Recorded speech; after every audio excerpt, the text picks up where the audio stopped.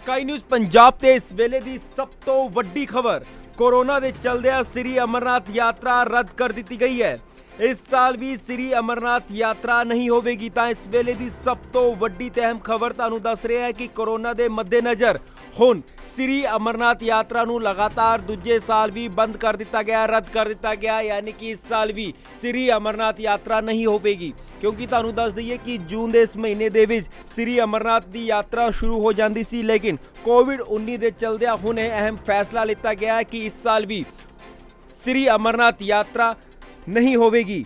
जम्मू कश्मीर ਦੇ एलजी मनोज सिन्हा ने इस बाबत पूरी जानकारी दी है। उन्होंने कहा है कि लोगों की जिंदगी बचानी सब तो ज़्यादा जरूरी है। तो फिर तुहानू दस दिए कि इस साल भी लगातार दूजे साल अजिहा हो रहा है कि श्री अमरनाथ यात्रा नू रद्द कर दिता गया है।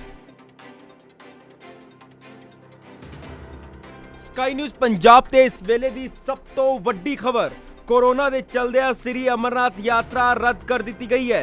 इस साल भी श्री अमरनाथ यात्रा नहीं होवेगी। तो इस वेले की सब तो वड्डी ते अहम खबर तुहानू दस रहा है कि कोरोना के मद्देनज़र हुण श्री अमरनाथ यात्रा नू लगातार दूजे साल भी बंद कर दिता गया, रद्द कर दिता गया। यानी कि इस साल भी श्री अमरनाथ यात्रा नहीं होवेगी, क्योंकि तुहानू दस दईए कि जून के इस महीने दे विच श्री अमरनाथ की यात्रा शुरू हो जाती सी, लेकिन कोविड-19 के चलदे हुण यह अहम फैसला लिया गया है कि इस साल भी श्री अमरनाथ यात्रा नहीं होवेगी। जम्मू कश्मीर के एलजी मनोज सिन्हा ने इस बाबत पूरी जानकारी दी है। उन्होंने कहा है कि लोगों की जिंदगी बचानी सब तो ज़्यादा जरूरी है। तो फिर तुहानू दस दिए कि इस साल भी लगातार दूजे साल अजिहा हो रहा है कि श्री अमरनाथ यात्रा नू रद्द कर दिता गया है। स्काई न्यूज़ पंजाब ते इस वेले दी सब तो वड्डी खबर कोरोना के चलदे श्री अमरनाथ यात्रा रद्द कर दी गई है। इस साल भी श्री अमरनाथ यात्रा नहीं होवेगी। तो इस वेले की सब तो वड्डी ते अहम खबर तुहानू दस रहा है कि कोरोना के मद्देनज़र हुण श्री अमरनाथ यात्रा नू लगातार दूजे साल भी बंद कर दिता गया, रद्द कर दिता गया। यानी कि इस साल भी श्री अमरनाथ यात्रा नहीं होवेगी, क्योंकि तुहानू दस दईए कि जून के इस महीने दे विच श्री अमरनाथ की यात्रा शुरू हो जाती सी, लेकिन कोविड-19 के चलदे हुण यह अहम फैसला लिया गया है कि इस साल भी श्री अमरनाथ यात्रा नहीं होवेगी। जम्मू कश्मीर के एलजी मनोज सिन्हा ने इस बाबत पूरी जानकारी दी है। उन्होंने कहा है कि लोगों की जिंदगी बचानी सब तो ज़्यादा जरूरी है।